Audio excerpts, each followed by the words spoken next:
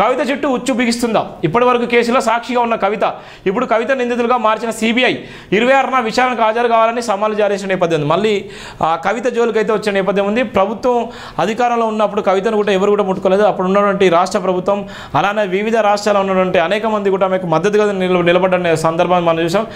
మద్దతుగా నిలబడడం కాదు, ఆమెకు సంబంధించినటువంటి హైదరాబాద్ టు ఢిల్లీలో కూడా ఎన్నో ధర్నాలు వేసి రాస్తారోకాలు వేసి ఇలా ఎన్నో విషయాల మీద కవితను కాపాడిన నేపథ్యం ఉంది. పదవి ఉన్నప్పుడు ఇలా పదవి పోయిన తర్వాత సీఎం పదవి పోయిన తర్వాత కవిత చుట్టూ ఉచ్చు బిగిస్తుందన్నటువంటి ప్రధాన వార్త కూడా రాయడం జరిగింది.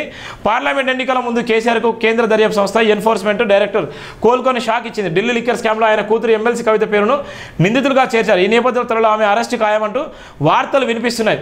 ఢిల్లీ లిక్కర్ స్కామ్లో ఇప్పటివరకు కొంతమందిని మాత్రమే ఎన్ఫోర్స్మెంట్ డైరెక్టర్ విచారణ అనంతరం సిబిఐ ద్వారా అరెస్ట్ చేసింది. ఈ కేసులో ఇప్పటివరకు ఈడీ ఎమ్మెల్సీ కవితను ప్రశ్నించి వదిలివేసింది. తనను ప్రశ్నించడం పట్ల ఆ మధ్య సుప్రీంకోర్టుకు వెళ్ళిన కవిత కొంత మినహాయింపు తెచ్చుకుంది. ఆ తర్వాత ఈ కేసులో ఎటువంటి కదలిక లేదు.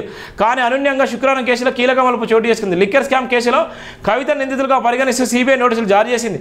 ఈ కేసులో ఇప్పటివరకు పలువురు నిందితులు ఇచ్చిన స్టేట్మెంట్ల దర్యాప్తు ద్వారానే కవిత నోటీసులు ఇచ్చామని సిబిఐ అధికారులు చెబుతున్నారు.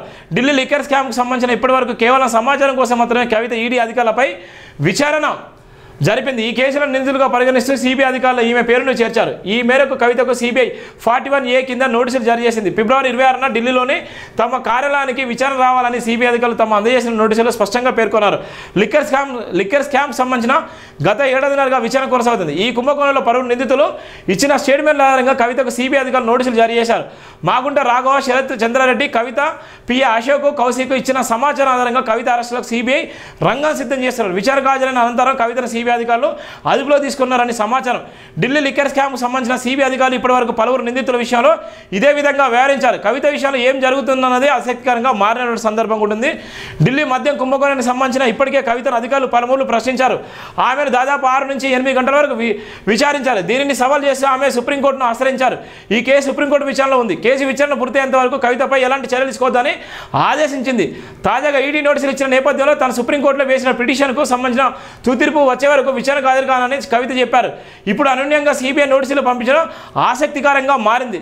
ఢిల్లీ లిక్కర్ స్కామ్లో నిందితులుగా చేర్చడం ఈ పరిణామాలపై అటు కేసీఆర్కు ఇటు భారత రాష్ట్రపతికి ప్రతిబంధకాలని రాజకీయ విశ్లేషకులు అంటున్నారు. ఈ నోటీసులపై కవిత ఎలా కనిపించాలనేది వేచి చూడాల్సిన అవసరం ఉంటుంది. ఏదైతే ఈమె మీద నోటీసులు ఇచ్చిలో నోటీసులకు సంబంధించిన అంశాన్ని కూడా స్పష్టంగా చెప్పిన నేపథ్యం ఉంది. స్పష్టంగా ఒకవేళ ఆమె విచారణ నిమిత్తం వెళ్ళిపోతే అక్కడ ఉన్నటువంటి సిబిఐ అధికారులు కూడా ఆమెను అదుపులో తీసుకొని కూడా ఆమెను జైలుకు పంపించేటువంటి పరిస్థితి. కవితను అరెస్ట్ చేసిందా లేకపోతే సుప్రీంకోర్టు గైడ్లైన్స్ ప్రకారం ఇచ్చే తీర్పును బట్టి ఉంటుందా లేకపోతే వీళ్ళు ఇచ్చేటువంటి సిబిఐ ఎంక్వైరీ ఏ విధంగా చేస్తున్నారు. ఇప్పటికే గతం నుంచి 6 నుంచి 8 గంటల పాటు ఆమె విచారణ చేసిన నేపథ్యం కూడా చూసాం.